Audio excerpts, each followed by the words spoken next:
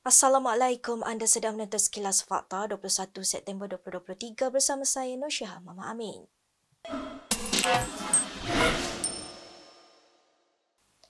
Pengerusi PM Muhyiddin Yassin hari ini menghadap polis lagi bagi membantu siasatan berkaitan kes 3R Agama, Raja dan Kaum.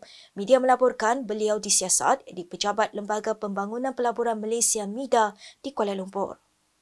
Beliau hadir pada jam kira-kira 9.15 pagi dan beredar kira-kira jam 12 tengah hari tadi, hampir 3 jam. Beliau keluar bersama pengiringnya, kemudian tersenyum sambil melambai kepada wartawan. Anggota Parlimen Pago yang juga Presiden Bersatu itu tidak memberikan sebarang kenyataan kepada media. Unit Siasatan Jenayah Terkelas USJT Bukit Aman menyiasat Muhyiddin bawah Seksyen 4 dalam kurungan A Akta Kesalahan Pilihan Raya dan Seksyen 233 serta Akta Komunikasi Multimedia 1998. Pada 3 September lalu, beliau dikatakan mengeluarkan kenyataan berbau perkauman dalam ceramah semasa kempen pilihan raya kecil Dewan Undangan Negeri Dun Simpang Jeram, Johor. Beliau antaranya berkata, orang Melayu tidak lagi menguasai kerajaan. Baik, seorang ahli Parlimen PKR meminta kerajaan tidak memutuskan hubungan dengan mudah. Demikian kata ahli Parlimen Pasir Gudang Hassan Karim dalam satu kenyataan hari ini. Menerusi kenyataan itu di Facebooknya, Hassan berkata, kerajaan masih memerlukan muda bagi mendapatkan sokongan 2/3 untuk memindah Perlembagaan Persekutuan. Tegas beliau, kerajaan pimpinan Anwar Ibrahim perlu tahu membezakan pembangkang yang konstruktif dan disruptif. Ini apabila Syed Saddiq Syed Abdul Rahman tegas menyokong usaha Putrajaya melakukan perubahan berkenaan. Tambah beliau, Syed Saddiq juga tidak mengikut ahli Parlimen Perikatan Nasional yang keluar dewan beramai-ramai ketika memboikot persidangan pada Selasa. Justeru katanya Perdana Menteri, PH dan Kerajaan Madani tentunya tidak perlu diajar tentang bagaimana untuk menangani kontradiksi atau pertentangan. Dalam pada itu, nasib ahli Parlimen Muar Syed Saddiq Syed Abdul Rahman sama ada dilepaskan atau disabitkan bersalah akan diketahui 9 November ini. Ia berhubung 4 pertuduhan bersubahat pecah amanah, salah guna harta dan pengupahan wang haram amla. Berdasarkan semakan, Hakim Mahkamah Tinggi Azhar Abdul Hamid akan menyampaikan keputusan di akhir kes pembelaan itu pada 9 pagi. Timbalan Pendakwa Raya Wan Shaharuddin Waladin ketika dihubungi mengesahkan tarikh itu. Pada 14 Mac lalu, pasukan pembelaan menutup kesnya selepas memanggil 4 saksi untuk memberi keterangan. Syed Saddiq, 30 tahun, diperintahkan membela diri atas 4 pertuduhan itu selepas pihak pendakwaan berjaya membuktikan kes prima facie terhadap Presiden Ikatan Demokratik Malaysia Muda itu di akhir kes pendakwaan. Pihak pendakwaan menutup kesnya pada 27 September tahun lalu selepas memanggil 30 saksi dalam perbicaraan yang bermula 21 Mei 2022. Syed Saddiq didakwa bersubahat dengan Rafiq Hakim yang diamanahkan dengan dana berjumlah RM1 juta untuk melakukan pecah amanah dengan menyalahgunakan dana itu.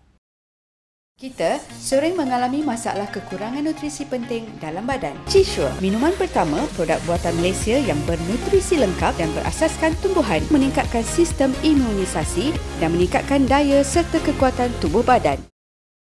Mesyuarat Majlis Setiausaha Politik Kerajaan Madani menggesa Menteri Undang-Undang Azalina Othman Said untuk menggantung tugas Ahli Parlimen Putrajaya Muhammad Razi Jidin kerana berkelakuan biadab.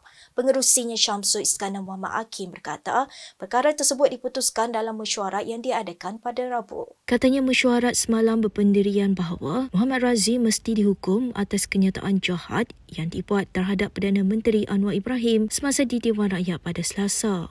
Kenyataan itu didakwa disebut Muhammad Razi selepas Dewan Rakyat kecoh apabila Muhammad Razi bangkit meminta Yang di-Pertua Dewan Rakyat, Johari Abdul, mengarahkan Anwar menarik balik kenyataan yang didakwa sebagai sangkaan jahat terhadapnya.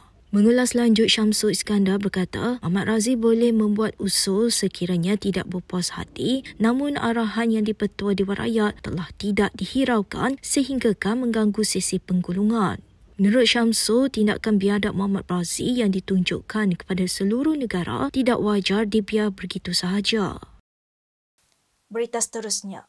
Seorang ahli Parlimen Perikatan Nasional menafikan dakwaan dia menghisap vape di Dewan Rakyat. Ini selepas gambar ahli Parlimen pembangkang itu memegang objek berbentuk silinder pada mulutnya tular di media sosial. Ahli Parlimen Tanah Merah Ikmal Hisham Abdul Aziz dilaporkan oleh FMT menjelaskan bahawa objek yang dimaksudkan adalah sebatang pen. Ikmal dipetik portal berita itu sebagai menegaskan bahawa dia tidak merokok mahupun hisap vape.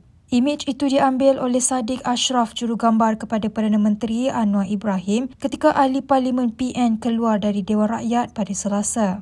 Ini berikutan kekecohan yang berpunca daripada komen yang dibuat oleh Anwar mengenai Ahli Parlimen Putrajaya Razzie Jidin. Pada Ogos 2020, Menteri Luar Negeri ketika itu Hishamuddin Hussein dikenakan kompaun kerana hisap vape di Dewan Rakyat.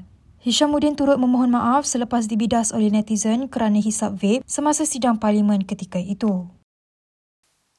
Timbalan Menteri Perdagangan Dalam Negeri dan Kos Sara Hidup Fuzia Saleh berkata akan membuat laporan polis berhubung serangan bermotif politik susulan video tular dia membeli belah barangan keperluan rumah. Fuzia memberitahu bahawa dia percaya ada percubaan sengaja untuk menyebarkan maklumat salah mengenai isu berkenaan. Memetik laporan harian Metro, Fuzia memberitahu video tular itu sebenarnya adalah rakaman video lama yang ditularkan kembali oleh pihak tertentu.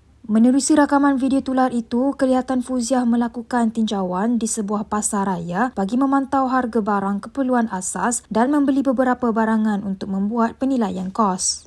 Antara barangan dibeli ialah minyak masak, beras, biskut, mi segera, sardin dalam tin, tepung gandum, serbuk minuman, bawang dan kentang dengan nilai perbelanjaan sebanyak RM136.30. Fuzia kelihatan berpuas hati kerana dapat membeli beberapa barangan keperluan itu pada harga di bawah RM200.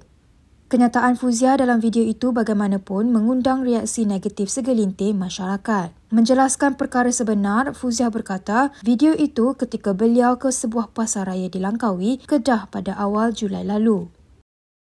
Baik, kita ke perkembangan seterusnya. Nama Ketua Pemuda Amanah Hazbi Muda antara yang disebut-sebut untuk menggantikan Adli Zahari sebagai Timbalan Menteri Pertahanan jika jawatan itu dikosongkan. Ketika dihubungi Malaysia Kini, beberapa pemimpin Parti Amanah mengesahkan perkara tersebut.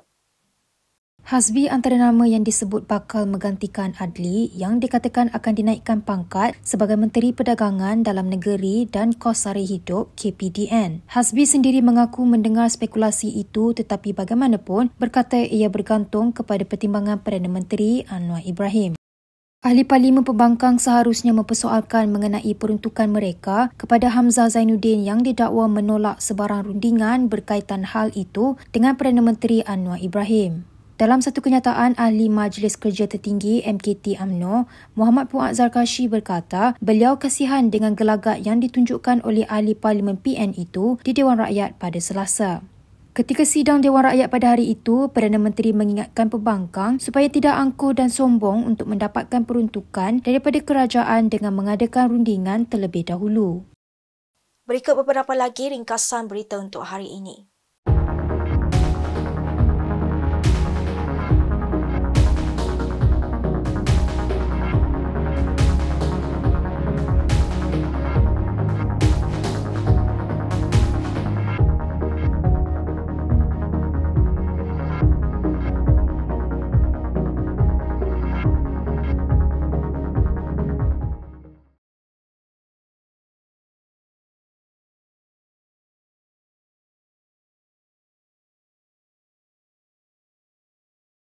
Sekian sahaja daripada saya Nursyihah Mama Amin untuk sekilas fakta.